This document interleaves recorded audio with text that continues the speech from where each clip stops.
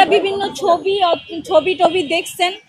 এখন অপুকে যে 31 তারিখ রাত 11:30টা থেকে 1 তারিখ সকাল 7টা পর্যন্ত ওকে কে আটকায় রাখছে, ওকে দিয়ে কে দফায় দফায় এরকম ভাবে একটু একটু করে ভিডিও রেকর্ড করছে। ভিডিও রেকর্ডে কিন্তু বোঝাই যাচ্ছে সামনে একজন বসে আছে। লাস্টের বা মাঝে 14-15 মিনিটের পরে, 35 মিনিটের ভিডিওটার কথা বলছি, 14-15 মিনিটের পরে বা লাস্টের দিকে দেখবেন অপুকে কেউ প্রশ্ন করতেছে, যেমন সাংবাদিকরা আমাকে প্রশ্ন করতেছে এরকম।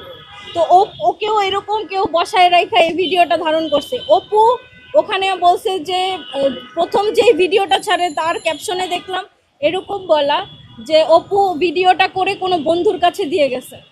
হ্যাঁ, তো অপুর এই বন্ধুটা কে? অপুর এই ভিডিওটা সর্বপ্রথম কার পেজ থেকে আপলোড করা হয়েছে এটা আপনারা বের করেন। অপু কোনো বন্ধুর কাছে কোনো ভিডিও বানায় দিয়ে যায় নাই। অপু এই ঘটনা ফ্লাশ হওয়ার পরে নিজেই বলছিল যে আমি গ্রেফতার হই নাই এবং আমাকে একটু সময় দেন, আমি মানসিক চাপের মধ্যে আছি, আমি আপনাদের কাছে বিস্তারিত সব বলবো। কিন্তু সেই ছেলেটা এটা বলার সুযোগ পায় নাই। ও 26 তারিখে যখন 5 জনকে একসাথে অ্যারেস্ট করছে, অপু কিন্তু সেই ঘটনাস্থলে ছিল না। অপুর যদি টাকার লোভ থাকতো বা চাঁদাবাজি করার ইচ্ছা থাকতো, সেদিন 40 লাখ টাকা আনার জন্য ওই 5 জনের মধ্যে অপুকে পাওয়া যেত। এখন আপনারা বলতে পারেন যে অপুর সিসিটিভি ক্যামেরা ভাইরাল হয়েছে, যে অপু হাইটা চইলা যেতেছে, পলায়ন করতেছে, ওইটা অপু ছিল না। অপু ওই দিন ওই ঘটনাস্থলে তো দূরের কথা, ঢাকার মধ্যে ছিল না, অপু ছিল কিশোরগঞ্জ, মিঠামাইন চলে গেছিল। ও বুঝতে পারছিল যে ওকে এগুলার মধ্যে ফাঁসানো হবে। বিএনপি নেতা ইশরাকের সঙ্গে কি সম্পর্ক সেটা তো আমি বলতে পারবো না, কিন্তু এখানে অপুকে ইউজ করে একটা দল নিজেদের স্বার্থ হাসিল করতে চাইছে কাউকে দাবানোর জন্য, এবং এটা তো সবার কাছে ক্লিয়ার। কোন দল সেটা তো আমি বলতে পারবো না, তাই না? আমি আপনাদেরকে বলতেছি যে 31 তারিখ রাত 11:30টার পর থেকে 7টা পর্যন্ত ওকে যে বন্দি করে রাখলো, ওইখানে ওর যে স্বীকারোক্তি নিল, এই স্বীকারোক্তিটা নিল কারা? এবং গোপীবাগ কার বাসা? গোপীবাগ কার বাসা? ইশরাক ভাইয়ের বাসা না? এবং অপুকে তো ইশরাক ভাইয়ের বাসার সামনে থেকেই ধরছে।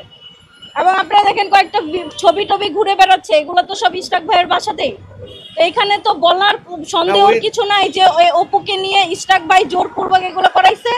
এবং যেই ধারণা সেটা হচ্ছে যে অপুকে উনি হয়তোবা আইনি সহায়তা দেওয়ার কথা বলছিল, যে তুমি আমাকে শুধু একটা নাম বলবা, তোমার নাম একটা নাম বলবা, যে কোনো উপদেষ্টার একটা নাম বলবা, হয়তোবা আসিফ নয়তো নাহিদ, কারো একটা নাম বলবা যে তোমাদেরকে দিয়ে চাঁদাবাজি করায়, তাইলেই হবে। তোমার যত রকমের হেল্প লাগে আমরা তোমাকে করব। এগুলা তো আপনার হাইপোথিসিস, আপনার ধারণা এরকম হতে পারে বলতেছেন, তাই না? জি। আচ্ছা আপু, গোপীবাগে তো আর ভিডিওতে বলছে 26 তারিখের পর প্রতিনিয়ত আপনার সঙ্গে কথা হতো, তখন তিনি আপনাকে কি বলছেন? এই চাঁদাবাজি সংশ্লিষ্ট কোনো কিছু বলেছেন?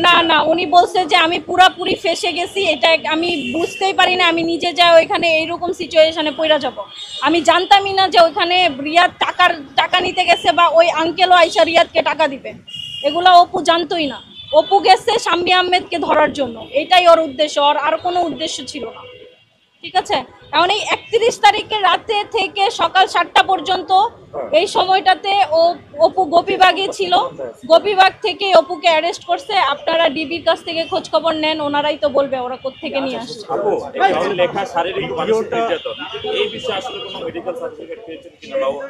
না, গুড পয়েন্ট ভাইয়া। এই যে রিমান্ডে নিছে, আমরা জানি রিমান্ডের পরে কোর্টে উঠানোর পর একটা মেডিকেল রিপোর্ট জমা দিতে হয়। অপুর জন্য পুলিশ কোনো মেডিকেল রিপোর্ট জমা দেয় নাই। আমরা আবেদন করছিলাম মেডিকেল করার জন্য, সেটাও গ্র্যান্ট করে নাই। এই হচ্ছে অবস্থা। অপুকে মেরে রক্তাক্ত করে ফেলছে। ছেলেটা ঠিকমতো দাঁড়াইতে পারে না হসপিটালেও। কালকেও 10 মিনিটের ফোন কল থাকে প্রত্যেক আসামির জন্য সপ্তাহে একবার। অপু আমাকে গতকালকে ফোন দিছিল, বলল সকালবেলা মেডিকেল টিম তার চিকিৎসা করে গেছে, তাকে মেডিসিন দিয়ে গেছে। তার অবস্থা খুব একটা ভালো নয়। ওই রকম কোনো কিছু বলে নাই, কারণ আমি অলরেডি অবগত যে অপু কোথায় ছিল। অপু ছিল গোপীবাগে, আপনার সাদেক হোসেন খোকার যে বাসা, হ্যাঁ, সেইখানে অবস্থানরত ছিল অপু সারা রাত। সেখানে ওই স্টেটমেন্টগুলো দিছে, এই স্টেটমেন্টটা ওই বাসা থেকে, এটাই সত্যি। অপুকে তুলে নিয়ে গেছে, নিয়ে গিয়ে ওইখানে সারা রাত দফায় দফায় ওর ভিডিও ধারণ করছে, একটু একটু করে অ্যাড করছে, এবং এই 14 দিন মানে মাথায় এসে সেটা ভাইরাল করছে। কেন করলো? এতদিন কেন করে না? এবং আপনারা প্রশ্ন করতে পারেন যে আপু আপনি এতদিন কেন এগুলো সামনে আনেন নাই? না আমার পাশে কেউ ছিল না, আমি কাউকে চিনি না। এই যে মিডিয়া আপনারা সবাই সামনে আমার দাঁড়ায় আছেন, এতগুলো চ্যানেল, এগুলাকে তো আমারে ম্যানেজ করে দিছে অপুর দলের। যখন অপুর এনসিপির উপরে প্রশ্ন আসলো, যখন এনসিপির উপরে প্রশ্ন চলে আসলো, এনসিপির স্বার্থে চলে আসলো, তখন তারা আমাকে এখানে নিয়ে আসছে। আমি এতদিন এই কথাগুলো বলার মানুষ পাচ্ছিলাম না, আমি কাকে বলতাম?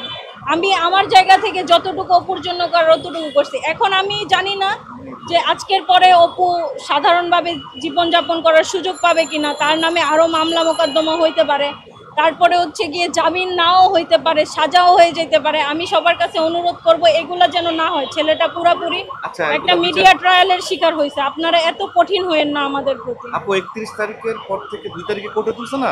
জি, 31 তারিখের পর থেকে সকাল অ্যারেস্ট দেখেছে ছিল, এই ভিডিওটা তখনই করা হয়েছে? না না, এটা রাতে করা হয়েছে, আর অ্যারেস্ট করছে 7:30 বাজে, আর অ্যারেস্ট দেখানো হয়েছে 11টার পরে। এই সময়টাতে দিবি ওকে মারধর করছে, এটা অপু নিজেই আমাকে বলছে। ভিডিওটা কাদের চাপে করছে, পুলিশ বা না, এটা হচ্ছে গিয়ে ওই যারা ওকে তুলে নিয়ে গেছে রাত্রেবেলায়, তাদের চাপেই সে এটা করছে। হ্যাঁ, নাম তো আমি তো সেটাই বলতেছি যে সেটা ইশরাক ভাইয়ের বাসা। ইশরাক ভাইয়ের বাসায় তো ইশরাক ভাই থাকবে, কে থাকবে? ইশরাক ভাইয়ের লোকজনই তুলে হ্যাঁ, নিয়ে গেছে। ওই ইশরাক ভাইয়ের লোকজনই তাকে তুলে নিয়ে গেছে। ইশরাক ভাইয়ের বাসায় ছিল, এবং ইশরাক ভাই ডিবি পুলিশের কাছে নিউজ দিয়ে ওদেরকে ধরা গেছে। কারণ রিমান্ডে নিয়ে অপুর মুখ থেকে বারবার এই আসিফ মাহমুদ, সজীব ভুইয়া নামটা আর নাহিদ ইসলাম নামটা তারা শুনতে চাইছে, যে তোমাদের পিছনে এই দুইজন আছে, যেই কোনো একজনের নাম তোমাকে স্বীকার করতে হবে। সে কিন্তু 164-এ কোথাও এই দুইজন উপদেষ্টার কারো নাম সে বলেন।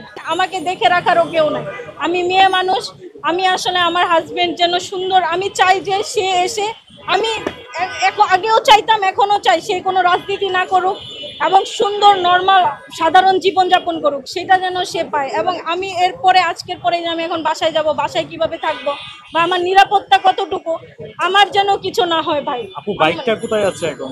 বাইকটা কিনছে রিয়াদ, অপুকে নিয়ে গিয়ে অপুর নামে, কারণ রিয়াদের নামে অলরেডি 2টা বাইক আছে। এই বিষয়ে আমি একটু বলি, অপু আমি জিজ্ঞেস করছিলাম বাইকের কথা, ও বলছে যে রিয়াদ 3,07,000 টাকা দিয়ে একটা বাইক কিনছে, কেনার পরে এই বাইকটা কিনছে অপুর নামে। বললাম তুমি কি এতই বোকা যে ওই একটা বাইক তোমাকে কিনা দিবে? মানুষকে 2 পয়সার পানি খাওয়ায় না, তোমার একটা বাইক কিনা দিল, তুমি কিছু না বললা না?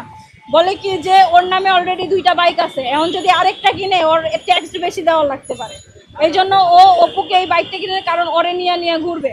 অপু তখন এত কিছু ভাবেই নাই, মূলত এই বাইক কেনার পরে ওই আসল ঘটনা বুঝতে পারছে যে এখানে ওই চাঁদাবাজির মধ্যে জড়ায় গেছে, বুঝতে পারছেন? অপু কিন্তু কোনো দিন কেউ বলতে পারবে না যে অপু কারো 2 টাকা মাইরা খাইছে, বা এই জুলাই আন্দোলনের পরে সে বিভিন্ন পদে নিযুক্ত হয়েছে। আচ্ছা, ওকে, আমরা কোনোদিন ওর পদ ব্যবহার করে কারো থেকে 2 পয়সা খায়। আপনারা ওকে ভুল বুঝছেন না, আপনারা ওর প্রথম জীবনের প্রথম ভুল মনে করে হইলেও আপনারা ক্ষমা করে দেন। আমি অপুর জায়গা থেকে, আমি অপুর হয়ে ক্ষমা চাইতেছি আপনাদের কাছে।